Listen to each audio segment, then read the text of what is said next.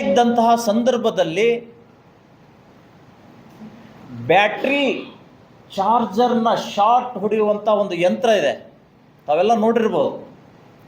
ಆ ಯಂತ್ರದಿಂದ ಇವರ ಮರ್ಮಾಂಗಕ್ಕೆ, ಜನನಾಂಗಕ್ಕೆ ಕರೆಂಟ್ ಶಾಕ್ ಅನ್ನು ಕೊಡ್ತಾರೆ. ಕುತ್ತಿಗೆಗೂ ಕೂಡ ಅದನ್ನು ಉಪಯೋಗಿಸ್ತಾರೆ. ಧ್ವನಿ ಎತ್ತಿದ್ರೆ ಆವಾಜ್ ಮತ್ ಕರೋ ಅಂತ ಭಯ ಹಾಕ್ತಾರೆ.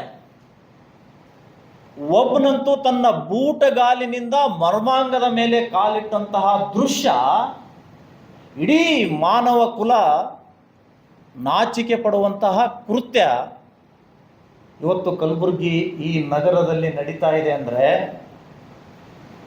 ಕಾನೂನಿನ ಸುವ್ಯವಸ್ಥೆ ಎಷ್ಟು ಹದಗೆಟ್ಟಿದೆ ಅನ್ನುವಂಥದ್ದನ್ನು ನೀವು ಅರ್ಥ ಮಾಡ್ಕೊಳ್ಬೇಕಾಗಿದೆ. ಕೆಲ ಕಾಂಗ್ರೆಸ್ ನಾಯಕರು ಚುನಾವಣೆಯಲ್ಲಿ ಕಣ್ಣೀರು ಸುರಿಸ್ತಾರೆ. ಕೋಟ್ನೂರು ಘಟನೆ ಆದಂತಾಗ ಕಣ್ಣೀರು ಸುರಿಸಲಿಲ್ಲ ಅವರು. ಈ ಅಮಾಯಕ ಅರ್ಜುನನ ಮೇಲೆ ದಾಳಿಯಾದಾಗಲೂ ಕೂಡ ಒಂದೇ ಒಂದು ಹೇಳಿಕೆಗಳನ್ನು ಕೊಡಲಿಲ್ಲ, ಕಣ್ಣೀರು ಸುರಿಸ್ತಾ ಇಲ್ಲ.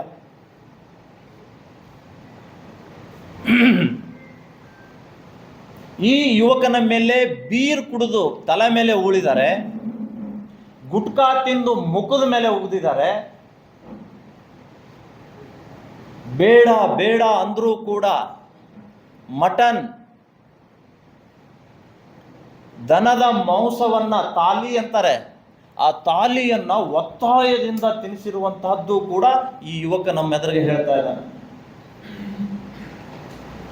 ಆ ಸಂಪೂರ್ಣವಾದ ಚಿತ್ರಣ ನೋಡಿದರೆ ನಮಗೆ ತಾಲಿಬಾನ್ ಮತ್ತು ಅಮೇರಿಕ ಯುದ್ಧ ನಡೆದಂತಹ ಸನ್ನಿವೇಶ ನೆನಪಾಯಿತು. ತಾಲಿಬಾನ್ ಉಗ್ರರಿಗೆ ಅಮೇರಿಕ ಸೇನೆ ಕಿರುಕುಳ ಕೊಡುತ್ತೆ ಅನ್ನುವಂಥ ಕೆಲವು ವಿಡಿಯೋಗಳು ಹರಿದಾಡ್ತಾ ಇತ್ತು. ಇರಾನ್ ಆ್ಯಂಡ್ ಇರಾಕ್, ಸಿರಿಯಾದಲ್ಲಿಯೂ ಕೂಡ ಇಂಥ ಘಟನೆ ನಡೀತು, ಐಸಿಸ್ ಮಾದರಿಯ ದಾಳಿಗಳು. ಆ ರೀತಿಯಾದಂತಹ ದಾಳಿಗಳು ಇವತ್ತು ನಮ್ಮ ಕಲಬುರಗಿಯಲ್ಲಿ ನಡೀತಾ ಇದೆ ಅಂದರೆ ಯಾರು ಹೊಣೆ ಇದ್ದು, ಯಾರು ಹೊಣೆ ಹೊರಬೇಕಿದ್ದು? ಒಂದು ವಾರದ ಹಿಂದೆನೆ ರಾವೂರ್ನಲ್ಲಿ ಒಬ್ಬ ವೈದ್ಯ, ಆ ವೈದ್ಯನನ್ನು 4 ಜನ ಮುಸಲ್ಮಾನರು ಹಿಡಿದು ರೂಮಲ್ಲಿ ಹಾಕಿ ಅವನನ್ನು ಕೂಡ ಬೆತ್ತಲೆ ಮಾಡಿ ಬಾಯಲ್ಲಿ ಬಟ್ಟೆ ತುರುಕಿ ಅಮಾನುಷವಾಗಿ ಥಳಿಸಿರುವಂತಹದ್ದು ಇವತ್ತು ಪತ್ರಿಕೆಯಲ್ಲಿ, ಮುಖಪುಟದಲ್ಲಿ ಮತ್ತು ಮಧ್ಯಪುಟಗಳಲ್ಲಿ ಅದನ್ನು ಮುದ್ರಣ ಆಗಿದ್ದು ತಾವೆಲ್ಲ ನೋಡಿದಿರಿ. ಏನ್ರಿ, ಎಲ್ಲಿ ಕಾನೂನಿದೆನಾ? ಇಲ್ಲಿಯ ಉಸ್ತುವಾರಿ ಸಚಿವರು ಬಹಳ ದೊಡ್ಡ ಪತ್ರಿಕಾಗೋಷ್ಠಿ ಮಾಡ್ತಾರೆ.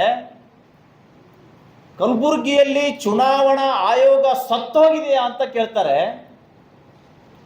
ಇವತ್ತು ನಾನು ಕೇಳ್ತಾ ಇದ್ದೀನಿ, ಇಲ್ಲ, ಜಿಲ್ಲಾ ಉಸ್ತುವಾರಿ ಸಚಿವ ಪ್ರಿಯಾಂಕ ಖರ್ಗೆ ಅವರಿಗೆ ಇಲ್ಲಿ ಕಾನೂನು ಉಸಿರಾಡ್ತಾ ಇದೆಯಾ?